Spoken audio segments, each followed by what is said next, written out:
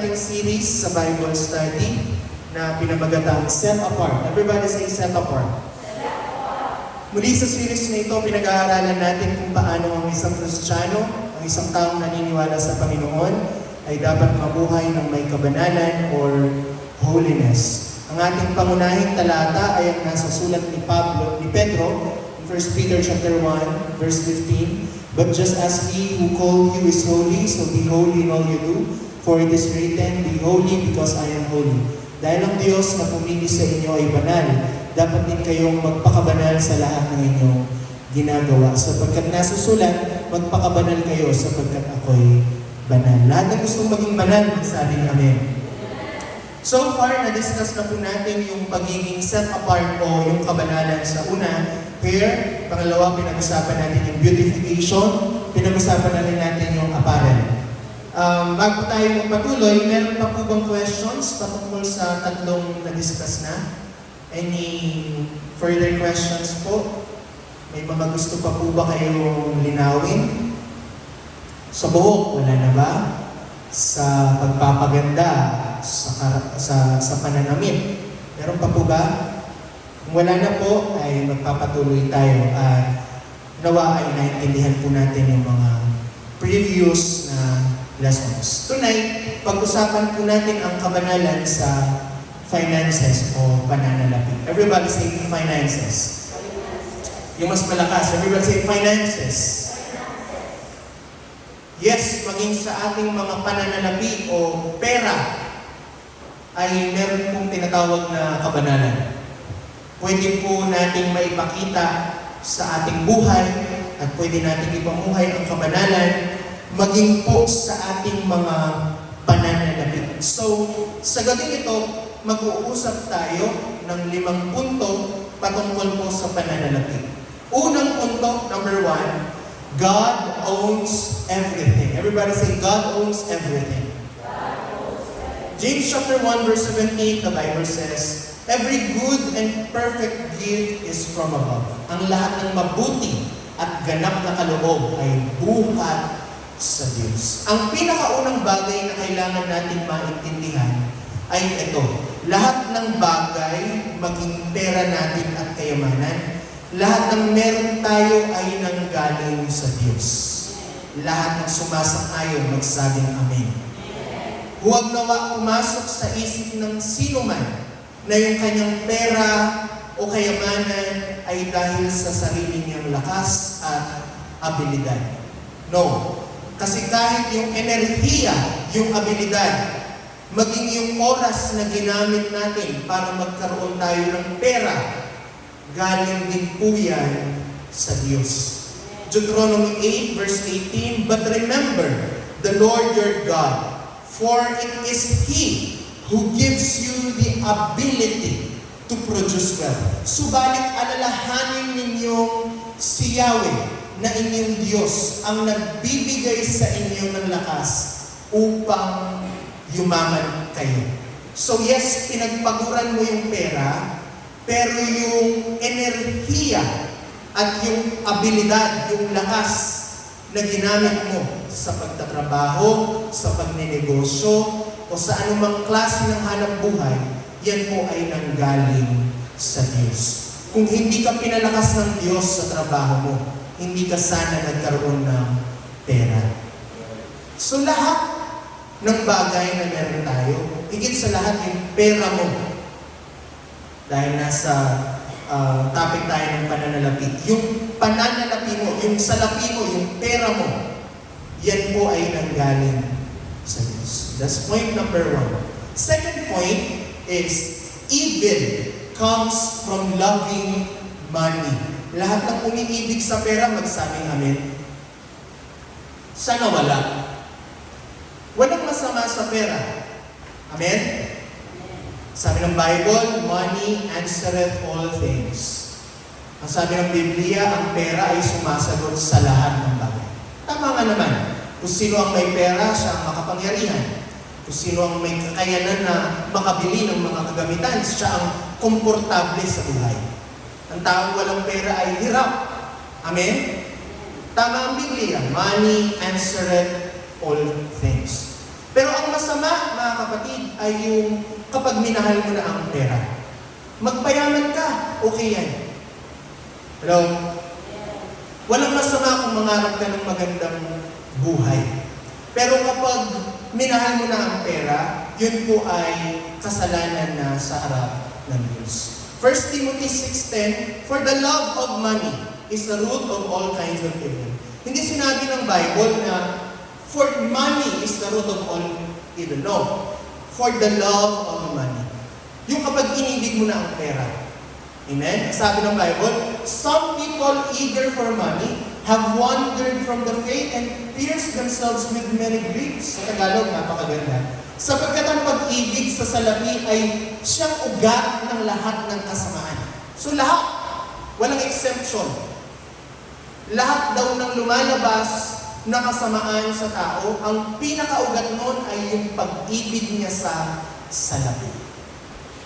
Bakit siya nagnakaw? Mahal niya ang salapi. Bakit siya nandaya? Bakit siya kumuha ng hindi kanya o nagsinungaling? Everything, all of evilness ay nanggaling doon sa pag-ibig sa salapi. Dahil sa paghangad na yumaman, may mga taong nalalayo sa pananampalataya at nasasadlak sa maraming kapighatian. Nasabi ng notes ko, "Money is a great servant but an evil master." Sa Tagalog, ang pera ay isang mabuting lingkod, ngunit isang masamang Panginoon. Ano ibig sabihin nun? Dapat yung pera, dapat pera ang alipin mo. Hindi ikaw ang alipin ng pera. Dapat yung pera sumusunod sa'yo. Hindi ikaw yung pinapasunod ng pera. Hello? May kausap ba ako? May mga tao, sabi ng Bible, may mga tao dahil sa paghahangad na yumaman ay nawawala, nalalayo sa pananampalataya. And we have seen many Christians like that.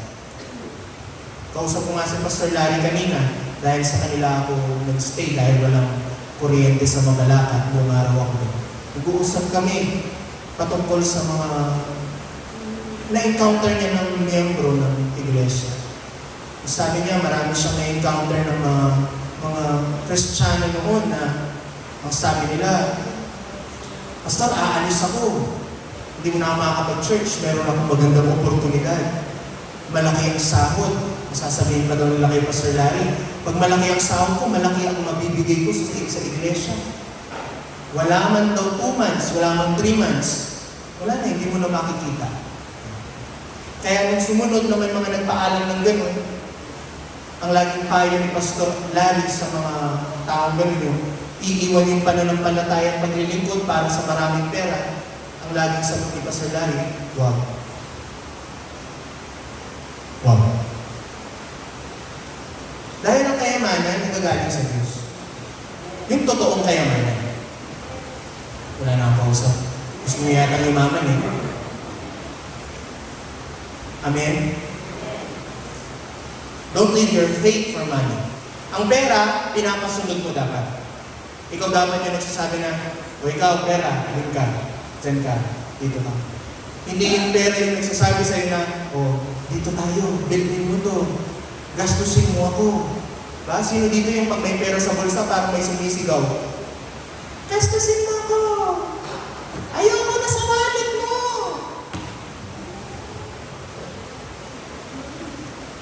Paano mo masasabing iniibig mo na yung pera? How can you figure and realize that you already love your money? Una, kapag mas importante na sa'yo yung kumita ka ng pera kaysa malugod sa'yo ang Diyos. If your money is more important than your faith and your service to the Lord, you are a servant of money. Pangalawa, kapag hindi mo na magawang maging kontento sa buhay. Kapag ang nasa isip mo na lang ay kumita ng pera at hindi ka na makontento sa buhay at sa kung anong meron ka, you are already in love with money. Ang pera dapat ginagawang alipin. Hindi dapat tayo ang nagpapaalipin sa pera. Dapat ang pera siya ang sumusunod sa atin. Gamitin mo yung pera para makatulong sa iba. Gamitin mo yung pera para makasuporta sa iglesia ng Diyos. So, i-evaluate natin yung puso natin. Alipin ba ako ng pera o alipin ko ang pera? But the second point again na ating pinag-uusapan ay, evil comes from loving money. Walang Kristiyano na wala dapat Kristiyano na nagmamahal sa salamin. Number 3, we are called to be good stewards. Everybody say good stewards. Sa Tagalog ng good steward ay mabuting tagapangasiwa o tagapangalaga ng pera. Pwede ko bang sabihin sa iyo, yung pera mo hindi sa iyo yan. Galing yan sa Diyos. That's the point number 1. God owns everything. Lahat ng pera mo, hindi sa iyo. Sa Diyos yan. Ang ginagawa ng Diyos ay pinapamahala sa iyo. Pinagkakatiwalaan ka ng Diyos na para bang, Jonathan, ito yung pera ko, sabi ng Diyos. Ipagkakatiwala ko sa iyo, gamitin mo ng maayos. Pinagsugal mo.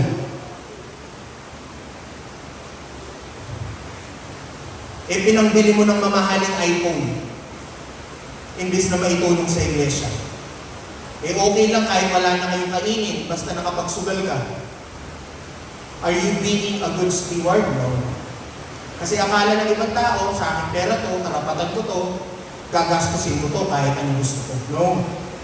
Ang Diyos, siya ang may-ari ng lahat ng bagay. Pati pera ko, na pinagpaguran ko, of course, sa Kanya yun.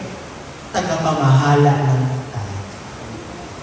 At katulad ng storya sa Matthew, kapag bumalik ang servant, ang master, anong ginagawa ng master? Hinahanap niya yung pera na iniwan niya. Yung talents. At tatanungin tayo, saan mo ginastos? At magbibigay sulit tayo. Amen. Proverbs 21 verse 5. Kaya ganito ang payo ng Biblia. Ang mabuting pagbabalak ay pinapakinabangan. Wow. Ngunit ang dalos-dalos na paggawa ay walang kahihinatnan. Hindi lang yan sa pagbabudget sa lahat yan ng bagay. Sa pagpili ng karelasyon, ganyan din. Pero dahil pinag-uusapan natin ay pananalapi, sa pagbabudget po, dapat mabuti ang ating pagpaplano. Ayaw ng Diyos yung padalos-dalos sa paggastos. Hindi porket naka-sale, bibili ka.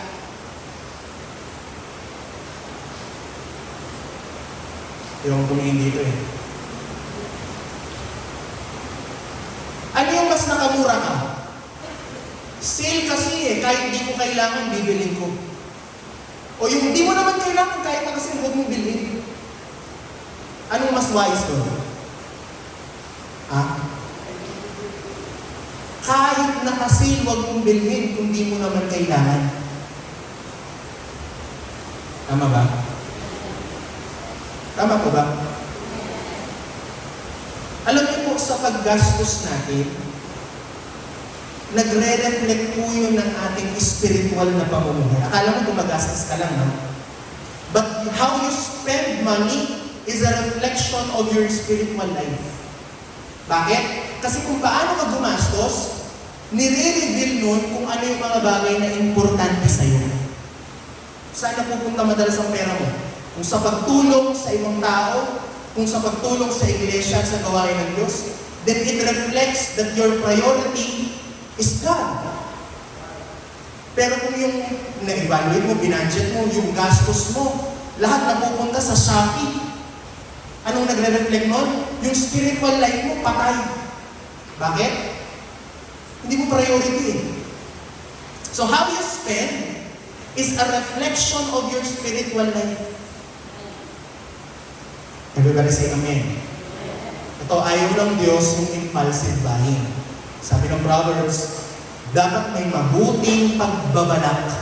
Pagpaplano ba? Amen? Hindi yung padalos-dalos. Uy, bili. Uy, gastos. Amen? Yung kung para lang sa luho o bisyo gagastos tayo, kasalanan po yun sa harap ng Diyos. Ito, gusto kong tanungin sa inyo. Question. Kasalanan ba sa isang Kristiyano ang mangutang? Kasalanan ba sa Kristiyano ang mangutang? Anyone dare to answer? Sino? Sino nagsasabing hindi? Magsabing amen. Sino nagsasabing oo, kasalanan mangutang? Magsabing amen. Ang sabi ng Book of Romans, ang sabi ng Romans ganito, Romans chapter 13 verse 8, huwag kayong mananatiling may utang kanino man, maliban sa utang ng pagmamahalan. Yung focus po, yung konteksto ng Romans 13, patungkol yun sa pagmamahalan. Dapat daw, bawat isa, magbigayan tayo. Uutang ako sa iyo ng pagmamahal, pauutangin din kita ng pagmamahal. Bakit sinabi ng mag-utangan tayo ng pagmamahal? Kasi nagbabayaran din ng pagmamahal. So, yung focus niya is yung about love. Pero sinigit po ni Pablo yung kanyang payo sa lahat ng Kristiyano na ganito, huwag kayong mananatili may utang kanino man. So, ibig sabihin hindi masamang mangutang. Ang payo ng Biblia ganito, huwag naman sa habang panahon may utang ka. Amen. Ang payo ng Biblia ganito, mangutang ka kasi kailangan. Tama? Pero hanggat maaari, dapat ang Kristiyano, mabayaran niya yung utang niya. Anong sabi ng Proverbs 22? Ganito po, ang nangungutang ay alipin ng nagpapautang. Sino dito may utang? Ako may utang eh. Nag-loan ako eh. Kotse. Bahay. Diba? Sino dito may utang? Ito yung ano? Lahat naman tayo halos may utang. Sino dito yung walang utang? Uy, grabe. Praise God. Diba?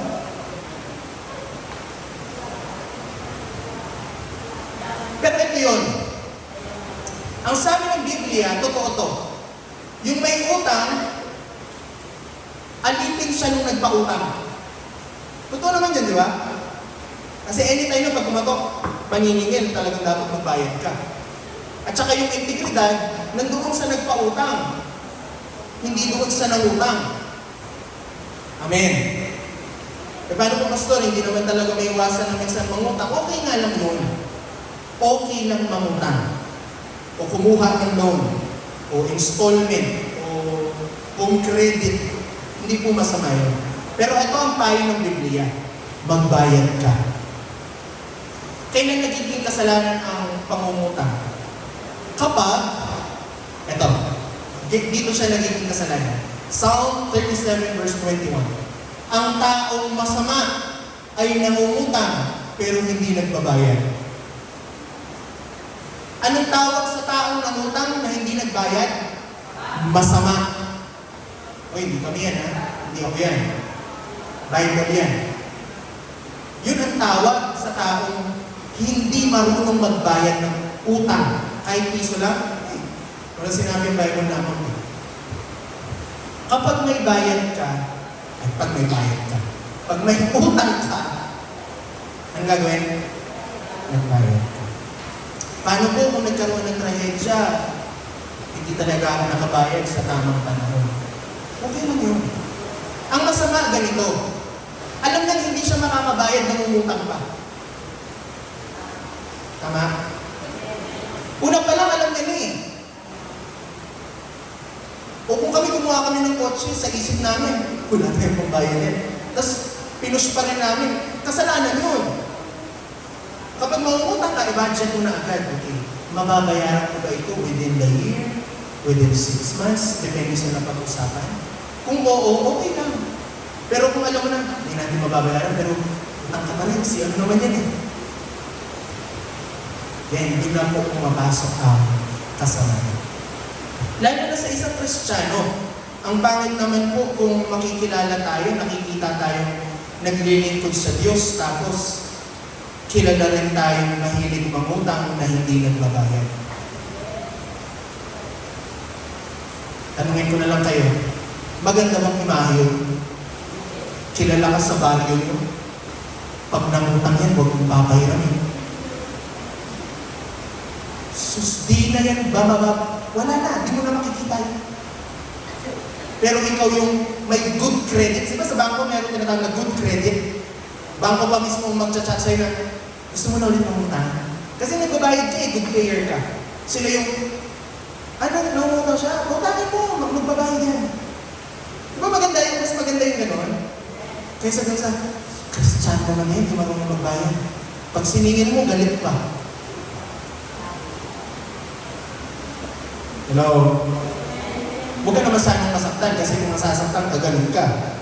Sana walang ganun dito. Kapag ikaw ang nangutang, ikaw ang alipin. Tama? So dapat ikaw rin yung marunong magpakumbaba. Minsan kasi kapag ikaw na yung nangutang, ikaw pa yung mataas. Lagi ganyan, no? Wala naman akong kilala dito ngayon. Gusto ko lang paalalahanan tayo na mas maganda pong magbayad na. Kaya, dapat pag bago ka mangutang, mag-pray ka.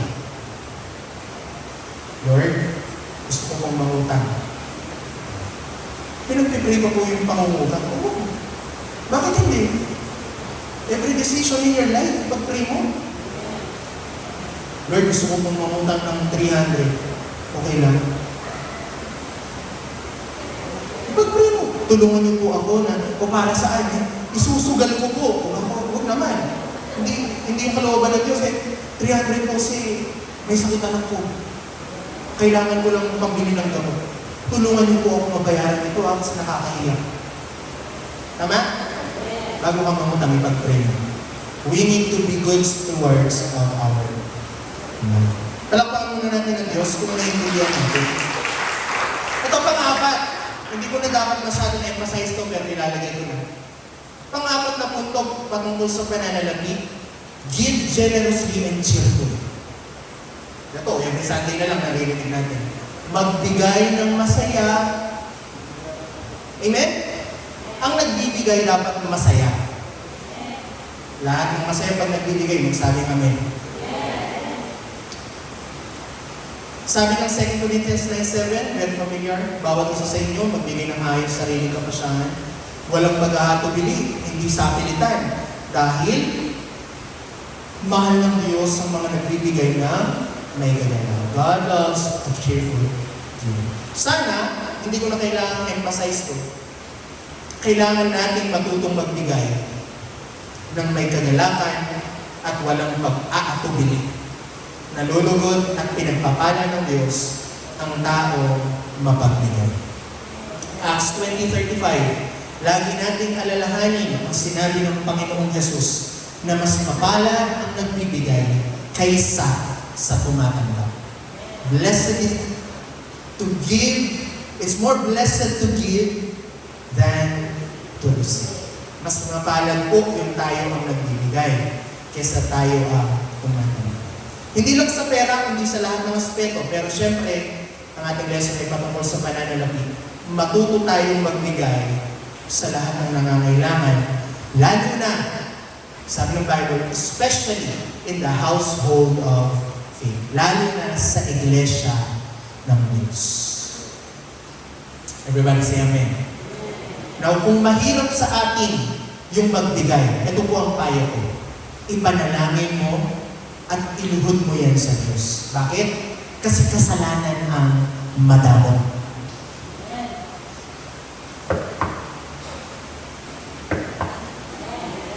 Pastor John, nasaan yung kasalanan ang madamot? Ang sabi ng Bible, kailangan tayo maging ambassador ni Kristo. Ibig sabihin, yung attributes ng Panginoon dapat nakikita sa ating mapagmahal, may kagalakan, fruit of the Spirit. Tatanungin ko kayo, ang Diyos ba mapagbigay? Then that's your answer. Kapag ang Diyos mapagbigay, dapat tayo mapagbigay. Ang Dead Sea, kaya siya tinawag na patay na dagat. Bakit? Kasi walang umaagos palabas.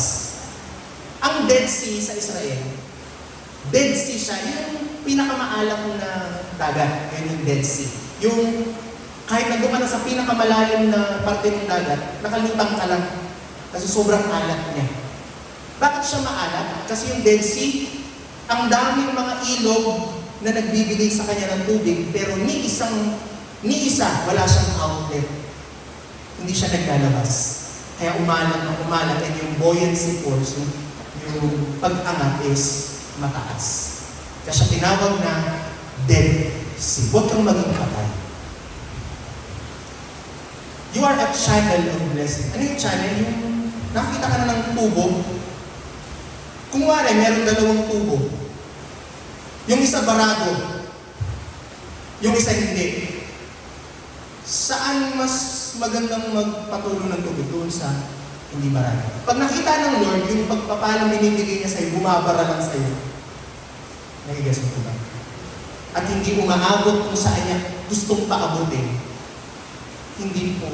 Ito, this is biblical at nakikita natin ito hindi lang sa mga Kristiyano. Kahit mga hindi Kristiyanong mapagbigay, pinagpapala po ng Diyos. Napapansin niyo yun? Hello? Napapansin niyo yun? Kahit yung mga hindi Kristiyano pero mapagbigay sila, nakikita natin yung pagpapala sa kanila. Bakit? Because it's a biblical principle. Kapag mapagbigay ka, nakikita yun ng Diyos, at pagpapalain ka ng Diyos. Bakit? Para pagpalain ka ng iba. Eh kung nakikita niya yung pagpapala niya sa'yo lang. Then you cannot be used as a channel of blessing from God. So matuto tayo magbigay. Lahat ng mapagbigay, palakpakan natin ng Diyos.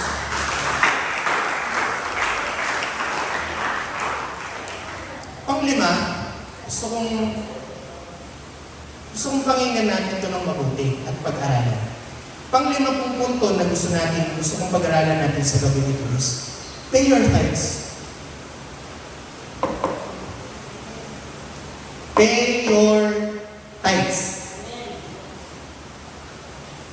Magbayad ka ng hikapo.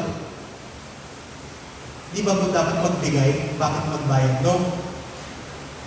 Kasi yung tithes mo, hindi yan sa'yo. Ibayad mo, hindi yan sa'yo. Hello? Huwag mong ikip, hindi yan sa'yo. Your tithe is the Lord's. It's not your own.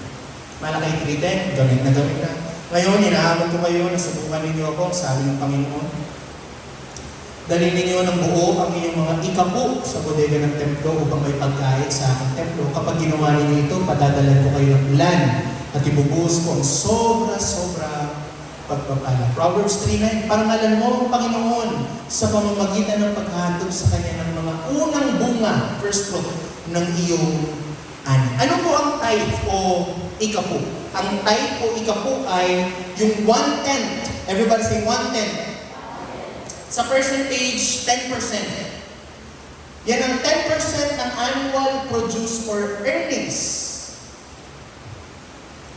Yun yung original na tithe. Amen? Yung kabuuan ng kinita mo sa buong taon, tinatithe nila. But of course, kung ayaw mong itithe ng minsanan sa buong taon, pwede siyang monthly. Actually, pwede nga rin weekly. Pwede ka rin mag-tithe ng daily. Mapapagod ka lang, punta ka dito ng araw-araw. But the most common is, every time na kumita ka, itatabi mo na yung ikapo. Ano ang ikapo? Kung meron kang 10 pesos, yung ikapo mo doon, piso. Pag meron kang 100, 10.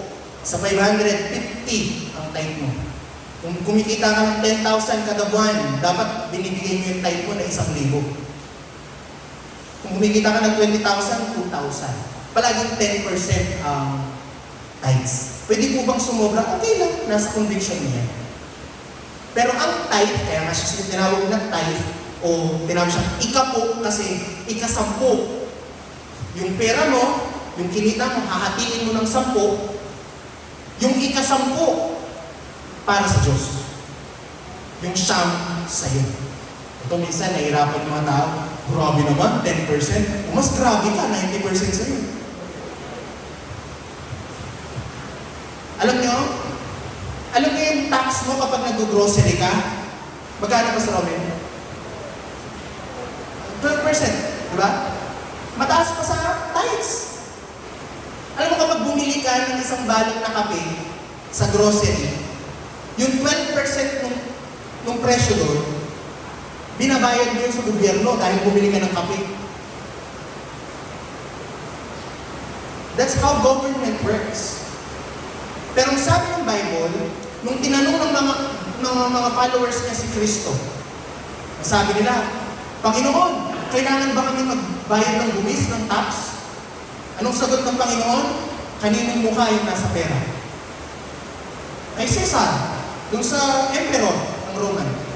O ibigay niyo para kay Caesar at sa Diyos ang para sa Diyos. So yes, mag-tax ka. Pero ibigay mo rin yung para sa Diyos. Lahat ng nakakasunod, magsabi namin. Na kasalanan po ba, Pastor, na ang isang tao o Kristiyano ay hindi siya nagbibigay ng ikapo? Basahin natin yung versikulo bago yung verse 10. Magtatanong din ako sa inyo. No? Tanong din yan ng Biblia. Maaari bang nakawan ng tao ang Diyos? Parang imposible. Pwede ba na ang tao na nakawan niya ang Diyos? Paano yun? Pupunta siya doon sa langit, tapos sasabihin niya sa Diyos, hold up to. Bigyan sa akin kaya mo, Diyos.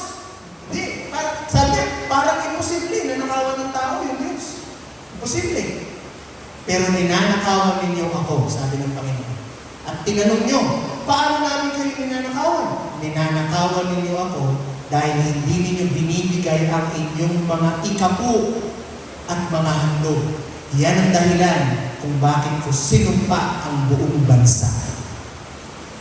So, babalik ko lang po yung tanong, kasalanan ba sa isang Kristiyano na hindi niya ibayad ang kanyang ikapu?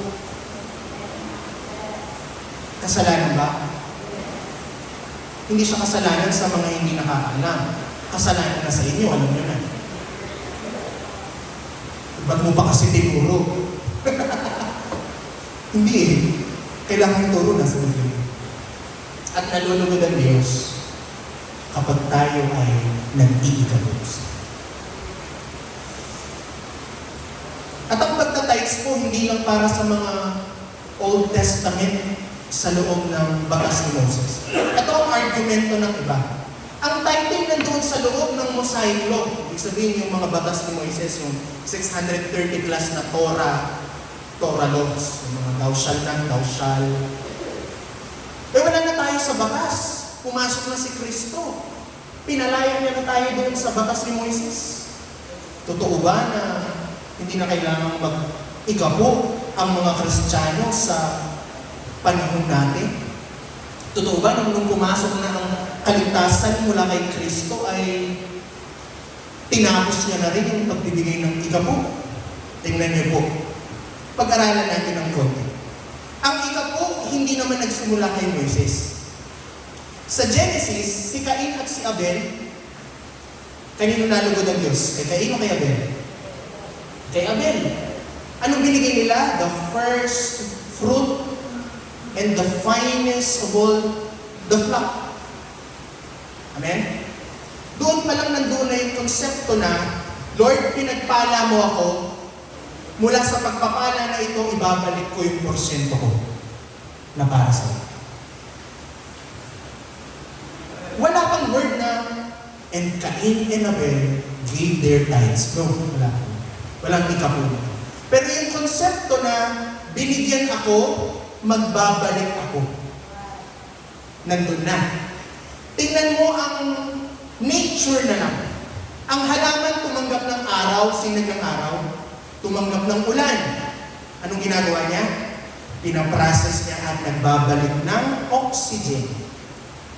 Para naman ang tao ay mabuhay. Ang tao tumanggap ng oxygen, ang binabalik niya ay carbon dioxide. Na kailangan din naman ng ibang mga organisms. At ang ecosystem ng buong mundo, doon po nasusustain. What you receive, you take it, and you give back. Hello? Kaya nga, patay ang organismo na tumanggap lang at hindi nagbalik. Hello? Kaya ikaw, pag Lord, pagpalain mo ako. Tumanggap ka. Lord, pagpalain mo ulit ako. Tumanggap ka na naman. Lord, pagpalain mo ulit ako. Yung higit pa doon. Nagiging patay ka na organismo. Dahil hindi ka na marunong magbalik. Kung sa iglesia walang nagbabalik sa Diyos, ang iglesia hindi magsusurvive. Pwede bang sabihin, Lord, pagpalain mo kami. Pero ayaw namin mag-tithes. Saan kukuha si pastor ng pambayad sa ilaw? Hindi mainitan ka, alisin na lang yung electric fan, yung ilaw. Okay lang. Saan kukuha ng mga pambili ng mga instruments? Kung hindi tayo magbabalik ng kailangan at magagamit para sa ikalalang iglesia. Ang tithes, entitled po dyan yung pastor. Sa Old Testament, yung mga Levites, which is the priests, sa 12 tribo, yung tribo ng Levi, sila lang yung hindi binigyan ng mana ng Diyos. Wala silang mana galing sa Diyos. Hindi sila binigyan ng lupa sa Kanaan. Bakit? Kasi yung 11 na tribo, sila yung magbibigay ng para doon sa Levi. Hello? Dahil yung Levi, pinili siya para maging priest o pari o propeta sa Israel. So, in the same way, yung pastor, lalo na kung hindi siya nagtatrabaho, dahil binibigay niya yung buhay niya para mapagservisyohan ang iglesia. Yung iglesia na pinagpamala ng Diyos, Lord, kailangan nilang suportahan yung pastor. Pero huwag kang mag-alala kasi sa JAD, although entitled yung pastor, ang ikapo nabibigay pa rin dito. Hello? Paalala ko lang. Kahit entitled siya doon na kunin niya lahat yun, okay lang yun, biblical yun. Para naman talaga sa presyo eh. Hello? Pero dito, ito lang po ang tanging iglesia na yung pastor hindi na kinukuha yung ikapo sa iglesia pa rin. Kaya nga, tandaan kapag nagbigay ka ng ikapo, para yan palagi sa ikalalago ng gawain ng Panginoon. Hindi nakabili ng sasakyan yung pastor nyo, o nakabili ng pagkain, o nakabili ng bagong sapatos dahil sa binigay mo. No. Walang pastor dito na binabayaran ng iglesia. In fact, we give more than we ought to give. To be an example for the church. Na kapag nagbigay tayo, may pagpapalang ng dayana sa Diyos. And so our heart should be that. Hello? To give cheerfully. Dahil alam ko, magagamit ito sa iglesia. Hello? Genesis pa lang yun. Pagpasok ni Abraham, hindi pa buhay si Moses kay Abraham. Ha? Wala pa si Moises dito. Si Abraham, ang sabi ng Bible, nagbigay siya ng kanyang ikapo doon sa priest na ang pangalan ay Melchizedek.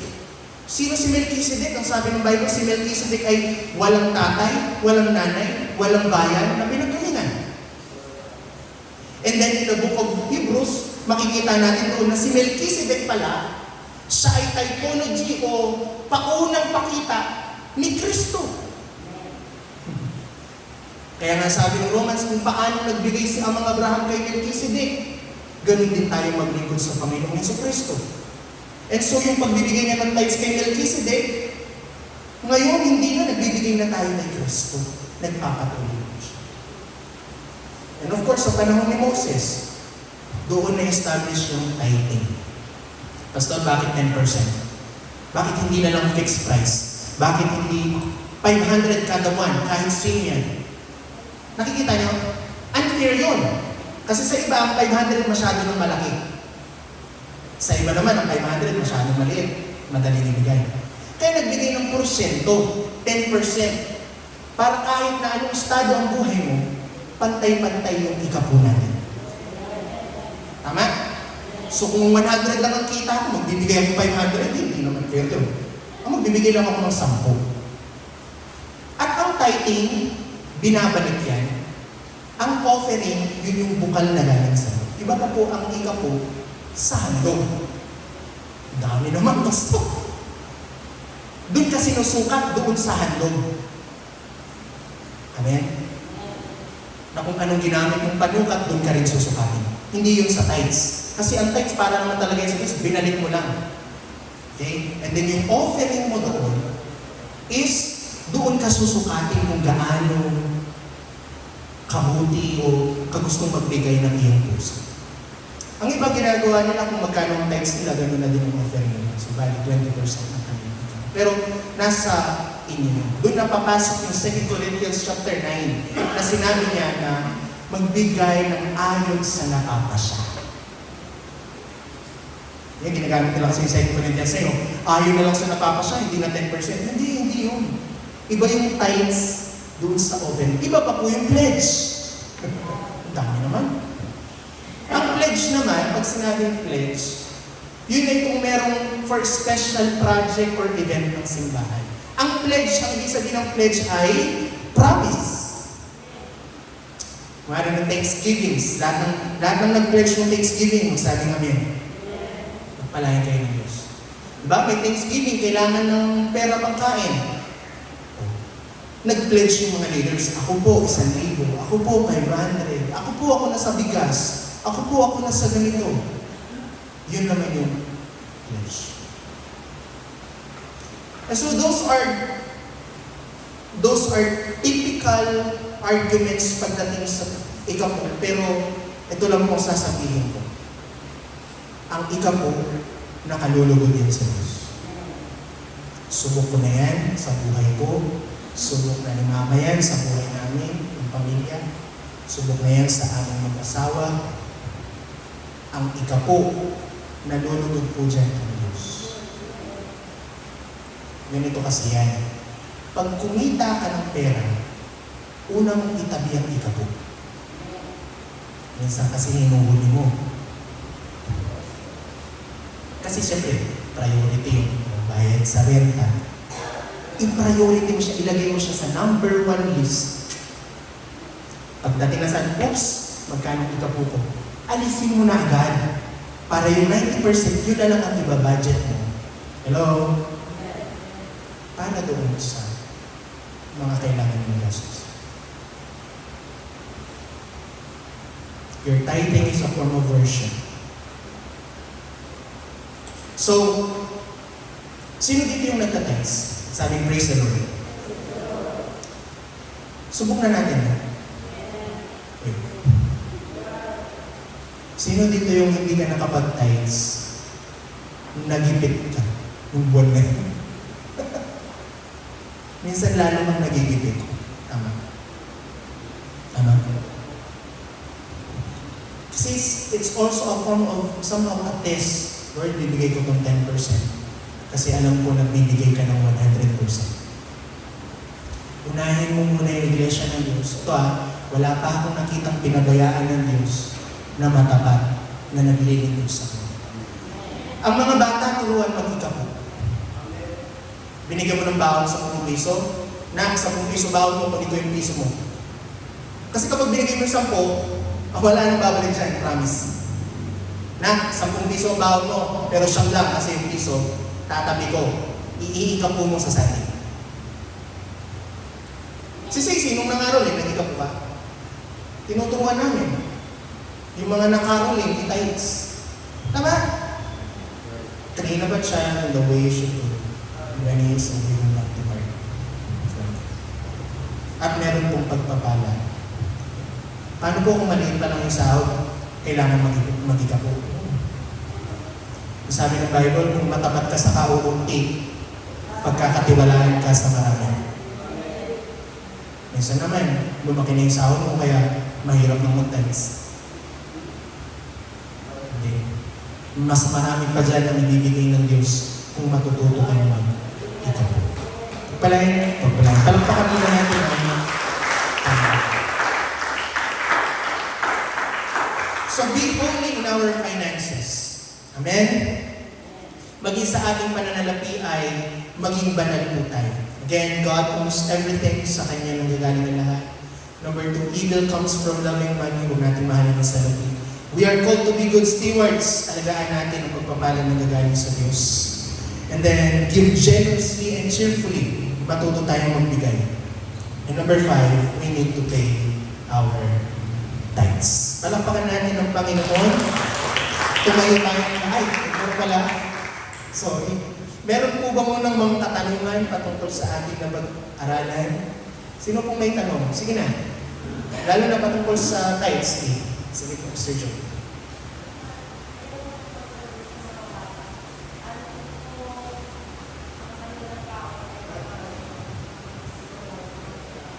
Pag biscuit lang po, okay lang yun.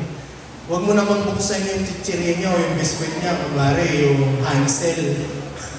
Na, mag-ikapo ka ng Hansel, hindi po makakain yan ng Panginoon, yung Hansel. Kahit si Pastor, hindi niya po kakainin yan pag Sunday na. Medyo kasi Monday ng baon, Sunday mo papakain kay Pastor. Medyo ano. Kung pagkain ng baon nila, wag na po. Okay lang po. Maganda rin yan, no? Hindi ka magbigay ng pera sa bata, no? Pero ako, okay lang magbigay ng baon na pera. Masisingit mo pa doon yung pag-iika po. Matuturuan mo sila. Pero nasa inyo naman po yan. Pero kung pagkain nga po, wag na. Gandang tanong yan, ha? Kumari, yung baon mo na kanin. Lord. Sa mga nanay, may tinatawag ng HOR. Sino dito nag-HOR? Nag-HOR ba ang JD? Okay. Nag-HOR tayo? Hindi. Hindi mo alam? Ay tayo dyan. Kapag HOR niyo po yung masawa ko, ang HOR, ang sabihin is handful of rice.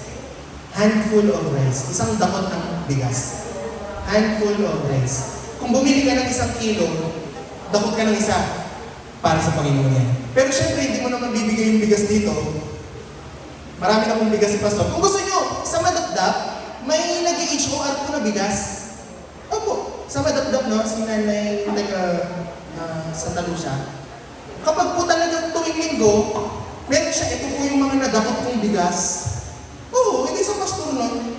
O kaya kapag kakain ng church, may bigas ang church. Pero kung ayaw mong may lagi kang bitbit na bigas din sa atin, edi i-convert mo na lang ng pera.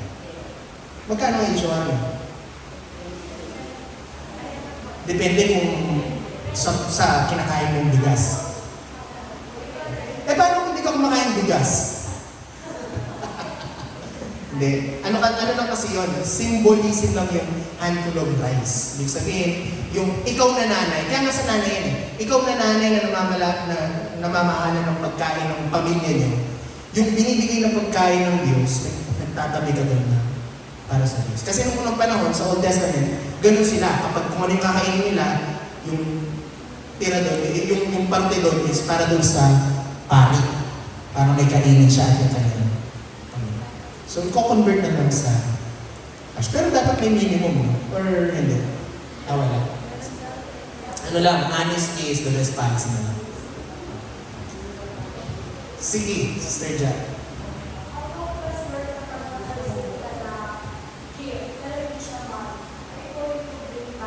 For example, ano?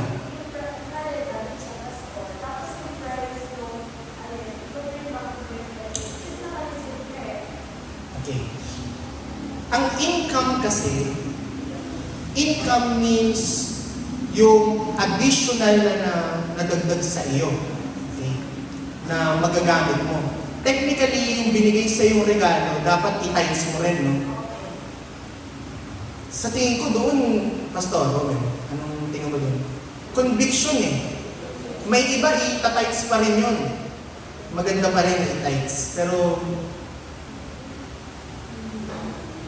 conviction pa rin.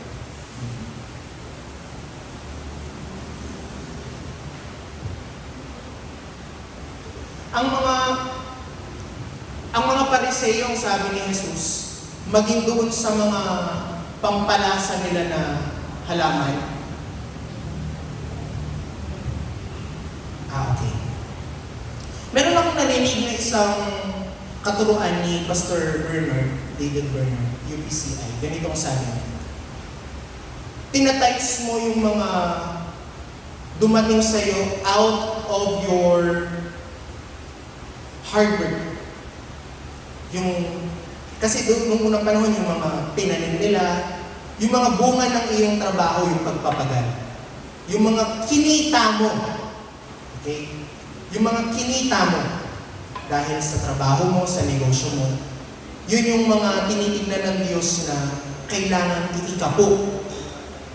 Pero kung regalo, if tatanungin mo ako kung kailangan pa ba, personally, my answer would be no. Pero kung pwede ba, of course pwede. Pero yung bibigyan ka pa ng burden na lahat na lang ng iririgalo mo sa'yo, tinatights mo, parang overboard na yun. Pero you are, siguro nalulugod ang Diyos doon kung pati yun, iniika ko mo. Baka may ibang sagot si Pastor Romel. Same. Sige lang. Tanong ka sa iyo, ha? Yeah.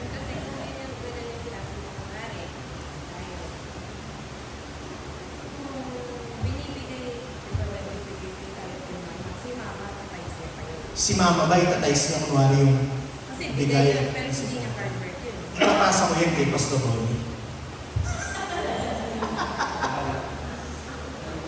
Ano po tingin niyo doon, Pastor? Pati si Pastor Romel, tanungin natin. Yung kunwari, si mama, for example lang. Siyempre, as anak, gusto ko nabibigyan pa rin si mama. Yung binibigay ko ba sa kanya, itatights pa rin. Although ako kasi pag nag-tights ako, na-tights ko na lahat doon. Kahit yung iba, hindi naman namin magagamit na bibigay sa iba, tinatights ko yun as a whole. So, technically, yung binigay ko sa kanya, na-tights na. Pero pag dumating po ba kay mama, itatights niya pa rin.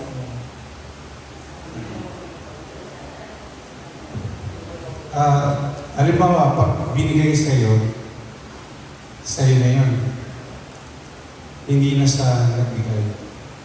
Ngayon, kung binigyan ka, increase mo yun eh. Nasa iyo, yung conviction mo, halimbawa, binigyan ka ni Pastor John ng 1,000. Pero out of those, dun sa 1,000 yun, na-type na. It's up to you kung halimbawa yung 1,000 na yun, gusto mo i-type, ibigay mo yung 100. Ngayon naman dun sa konting advice sa mga nagre-negosyo.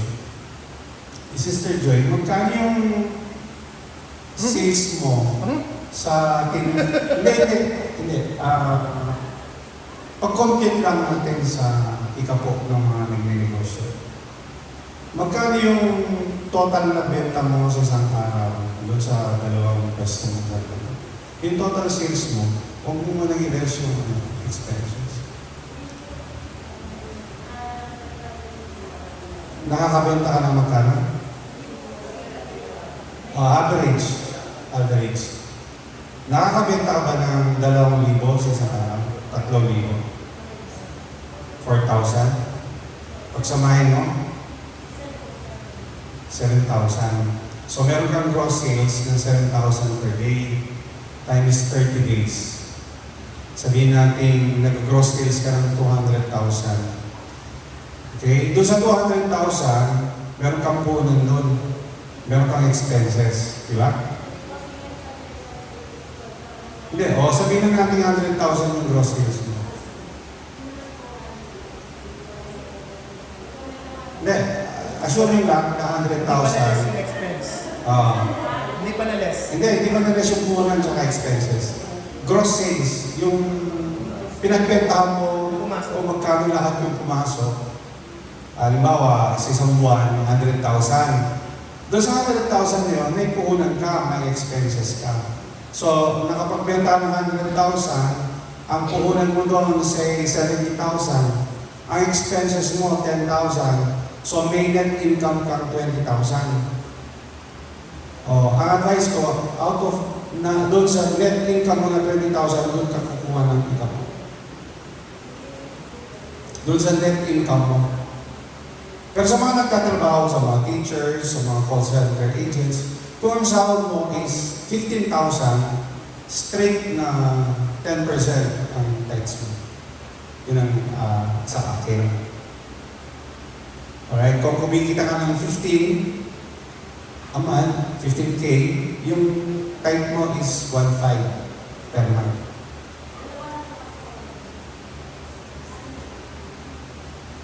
So nakuha mo yan, out of, dun sa net income, dun ka mag-ika po. Yung less expensive. Nakaless na yung expenses, nakaless na yung pinungunan mo doon. Alright? So kung halimbawa, assuming 30,000 yung net income mo sa isang buwan, yung ikapo mo doon is 3,000 per month. Nagto-fluctuate yun kasi iba-iba yung kita mo. So assuming lang na yung sales mo is doon sa net income mo is 30,000, 3,000 yung tithes mo. Alright?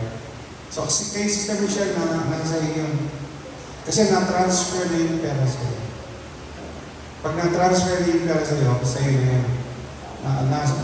Kung gusto mong i-type, pwede din. Kung hindi mo gusto i-type, it's okay kasi yung pera ngayon na binigay sa'yo, dumaan na sa typing. Alright? Pastor Roman?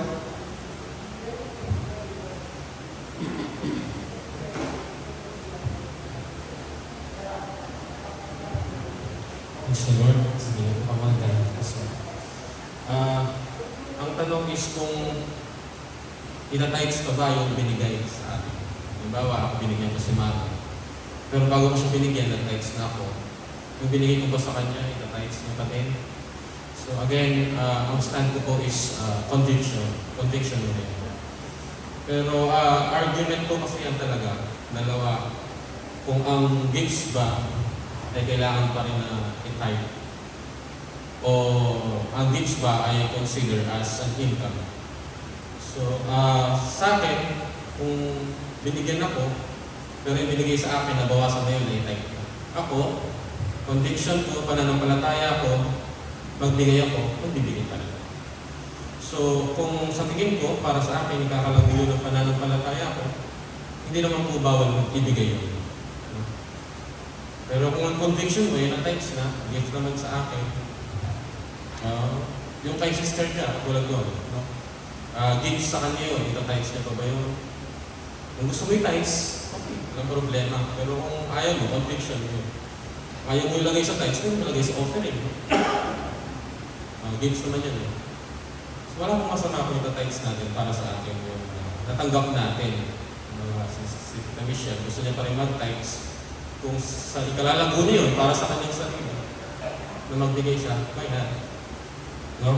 Ang pagbibigay naman po ay ginagawa naman natin yan pala sa Diyos.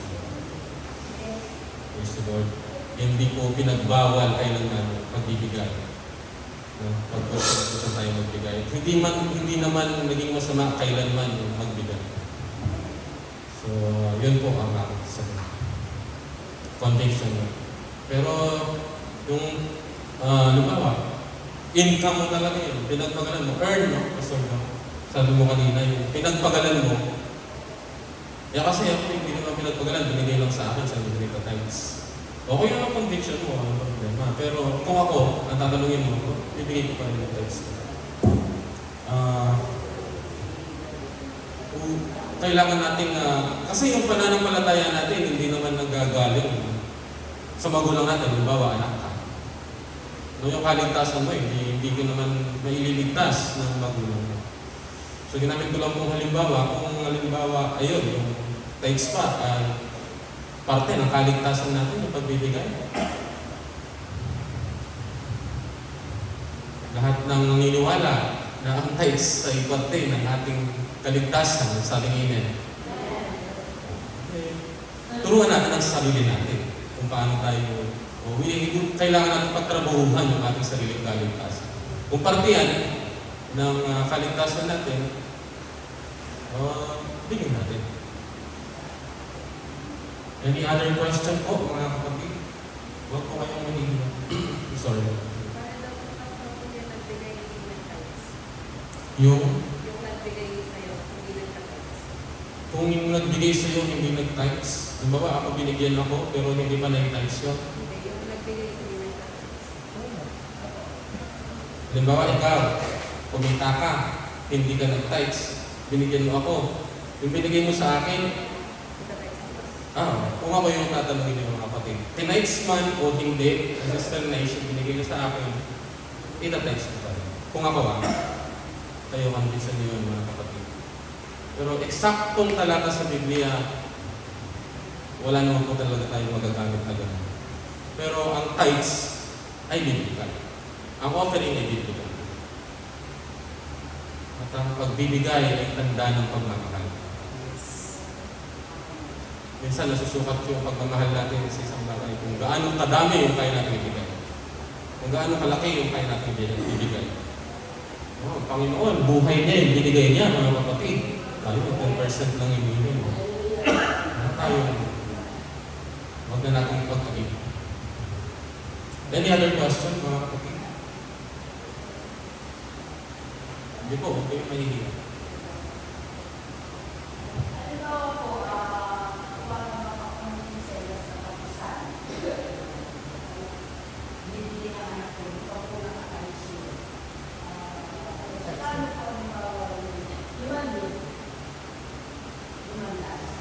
Okay.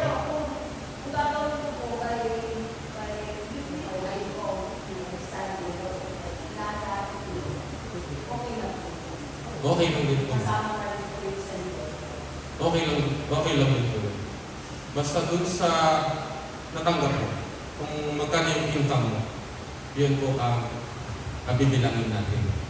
Sabi nga ni Pastor Joe, kung gusto mong arawan, mapapagod ka lang, weekly ako, ginagawa ko ganun. Minsan weekly, minsan naman monthly. Wala akong problema doon. Minsan kasi pag monthly, parang laki tignan. Kaya minsan, mas gusto mo weekly. Wala nang kung masama. Sister Maria.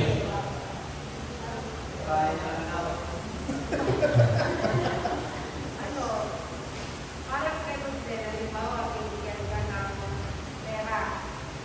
Tapos, na-receive mo yun, date, for example, 2. Tapos, yung 3, naubos mo na lang ng pera mo. Ngayon, hindi ka nag-times, pero alam mo yung nagbigay, hindi ka nag-times yun, kasi ang ka. Tapos, pagkadating ng 5, sumahod ka. Tapos, dun sa sahod mo ng 5, dun mo kinuha yung times mo dun sa bibigay sa'yo ng 2. Okay lang ba yun? Kasi technically, hindi ko pinayos yung bibigay sa'yo. Kinuha mo na dun sa income mo talaga. Sa akin, okay lang. Para kang nang utang, binayaran mo. Ang masama, nang utang ka, hindi mo binayaran. Ganun lang. Para yung sinabi kanina sa Bible. Para kang nang utang, di ba? Inutang mo muna, may darating naman akong pera sa susunod na araw. Oh. Basta make sure na, di ba? Di ba?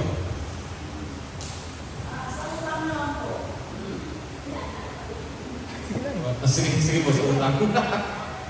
Kasi ano po kasalanan ng nagpaputang kung halimbawa manilinig ka, tapos ang matatanggap mo is Nagkakasala ba ang nagpapautang? Pagka nagpapatubo ng malaki, sabi ng Biblia. ang ibig sabihin is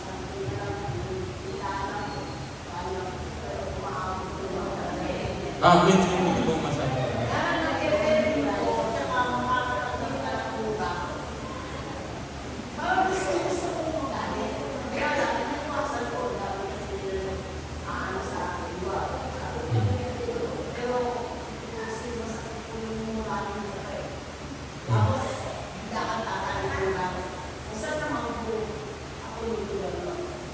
Kasalanan ko pa ba yung mahihingi ako nung talagang magpapakutang. Biblically po, ang utang, o doon muna tayo sa umutang, ano? Sabi ng Biblia, yung binasa natin tinignan, dapat nagbabayad. Ang masamang tao, hindi nagbabayad ng utang. Sa nagpapautang naman, kung ang pagpapautang mo, magdudulot ng kasalanan sa'yo. Kasi, Kasi po yun pangangailangan nila eh. Bawa, basta makainin, gagamitin. Kaya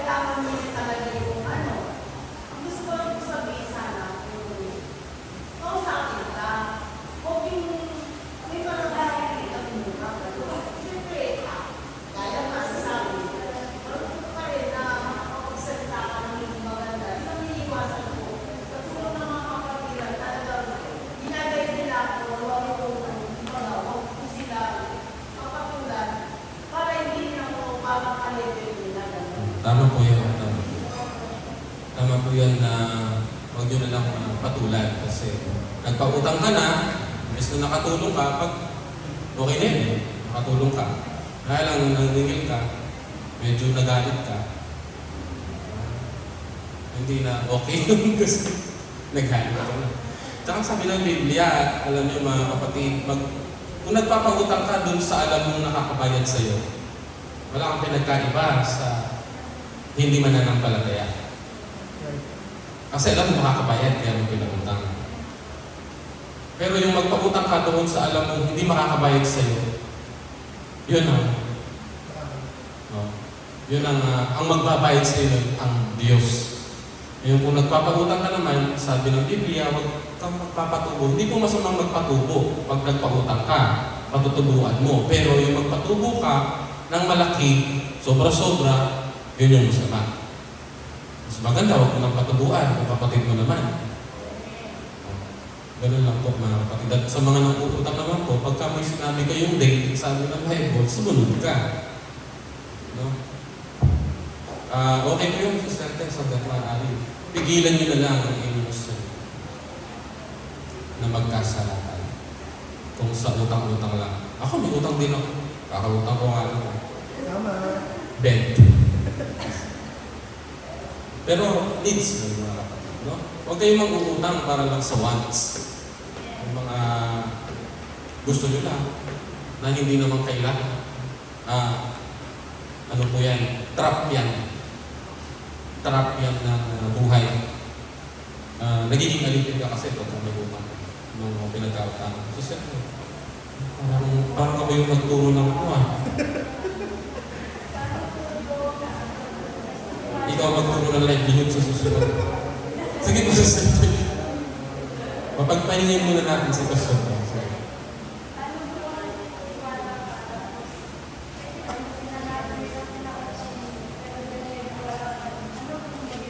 Ano po? Paano kung nagtiwala ka tapos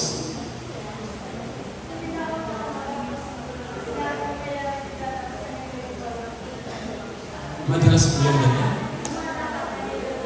Oo. Parang kailangan po ninyo counseling eh. Madalas po yung ganyan.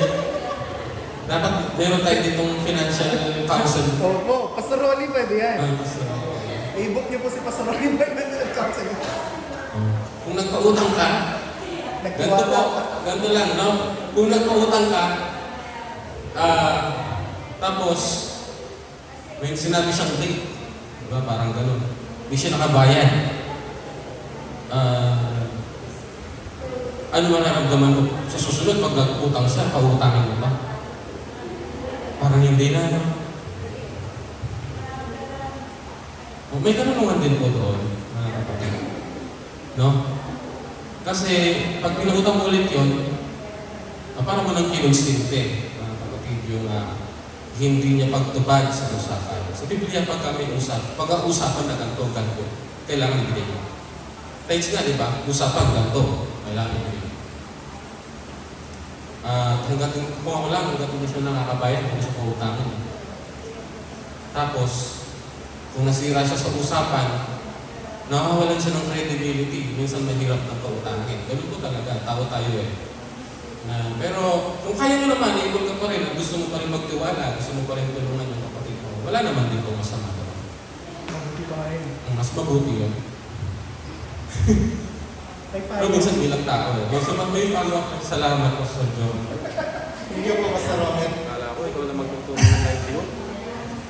Ayaw ko pa Maganda po yung tanong ni Sister Tess tsaka ni Sister Joy. Yung mga nagtiwala kaso binigo. Ayan. Dapat pa-counsel muna. Kailangan yung counseling, 2 hours kay Pastor Rolly. May payo po ako dun sa mga taong hindi nagbabayad sa ating utang. Mahirap yung kay Sister Tess kasi siya na yung nangutang, siya pa yung nagmura. Parang gano'n, di ba? Mahirap yun. Sabi ni Pastor Romel, maganda yung sinabi ng Panginoon sa Bible. Sabi niya, kung nagpapautang ka na lang sa mga alam mong magbabayad sa iyo, wala ka nang pinagkaiba sa mga hindi mananampalataya. So dapat, ang mabuti sa Kristiyano, magpautang siya kahit sa mga, lalo na sa mga taong alam niyang hindi kayang magbayad sa kanya. Pero may karunungan pa rin po, doon katuloy na sa atin ni Pastor Romel, madidiscern mo, lalo na Kristiyano ka sa spiritual use. That may discernment time, itong taong ito, intentional niya na lang na niloloko niya. Sabi ng Bible, be wise as a serpent, but be gentle as a dove. Tama? Maging matalino ka na parang ahas, pero maging mabait ka na parang kalapati. So, yes, mabait ka, kalapati ka. Pero maging wise ka rin na parang ahas. Kasi kung alam mong, niloloko na lang ako, pinagsusugal na eh. O kaya, dinadala na sa bisyo niya eh. Kung Kristiyano kang totoo, madidiscern mo, huwag mo nang pautangin, huwag mo nang bigyan ng pera. Alam mo bakit? Dinadala mo na siya sa impyerno. Dinadala mo yung kaluluwa niya sa kapahama. Para bang ikaw na ang source niya para magawa niya yung luho niya. And that's not good. You're part of the evil. Parang ganun. Now, yung kay Sister Joy naman ganito. Nagtiwala, pinahiram, hindi nakabayad. Doon naman tayo sa second part na-discern mong sincere kasi walang-wala eh. Ito, payo ko po. Kunwari nang hiram ng let's say 500. Usapan nyo next week. Hindi nagbayad. Nakita mo naman yung sitwasyon, walang-wala talaga. Nakakaawan. Tapos, humble naman na, pasensya ka na, wala talaga. Ganito po. Pwede mo ba linisin mo na lang yung bahay ko? Pwede hatid mo yung anak ko sa eskwela, sa linggo. Isang linggo lang, tapos bayad ka na. May mga paraan din para matulungan mo siyang makabayad sa'yo. Huwag yung puro ka lang singin. Tulungan kita na makabayad sa akin. Pwede mo bang gawin ito? Tapos, quits na. Pero kung ayaw, kasi ngayon sa sitwasyon niyo po, nagmamataas talaga, ano na lang yun, pagpalain ka ng Diyos. Tulad ng sinabi ni Pastor Romel, hindi ka man niya mabayaran at hindi ka man niya mapasalamatan, pagpapalain ka naman ng Diyos. Yun ay mas higit na magpapala sa iyo. Alam niyo po, darating yung araw, marirealize ng taong yun, grabe si Sister Tess, natulungan niya ako. Tapos hindi ko siya napasalamatan. Malay mo, darating ang panahon, siya ang kakapot. Manghihingi ng dispensa at pagpapalain ka rin. So, always choose to be kind, but also be wise as a servant. So, kung luho na lang yan, niloloko-loko ka na lang, it's time. It's time to let go of that. Sa tithing, may gusto lang po ako inagdag sa tithing, mas mabuti ng sumubra ka, huwag ka lang magkulang. Ganun na lang. Okay po ba tayo doon? Mas okay na yung sumobra ka, ay hindi ko naman pala dapat dinites, pero kung na-tites ko, mas okay yun. Kaysa dun sa dapat pala na-tites ko, hindi ko na-tites. Mas okay sumobra, huwag ka lang kukulang. Okay po ba? It's more blessed to give than to receive. Okay na po ba tayo? May tanong pa po ba? Sa mga estudyante, emphasize ko lang I want to urge all the students, kahit binigay lang sa iyo yan. Kasi, ngayon pa lang, turuan mo na yung sarili mo. Na mag-ikapo. Kung binigay lang to sa akin Yun nga ngayon pa lang matutunan na. I-work out mo na yung nag-iikapo ka habang estudyante ka. Sa'yo naman ang balik mo, hindi naman sa nagbigay, hindi naman sa parents mo, sa parents. May balik talaga. Pero, although alam natin may pangako ang Diyos, sabi ng Panginoon, ibubuhos kong pagpapala ko, bubuksan kong lumawan ng langit. Pero hindi naman tayo nagtatights lang para lang pagpalain ng Diyos. Okay? Our heart should always, Lord, I give my tithes to you and my offering to you as my form of worship, expecting nothing. Just because I love you. Wala na po ba? Jonens, may tanong ka? Onen, ano? Nasa akin. Sino pa po may tanong? Rodney, may tanong? Kung wala na po, tayong lahat, palakpakan natin ang Diyos, mga kapatid. Ang Diyos na hindi nagkukulang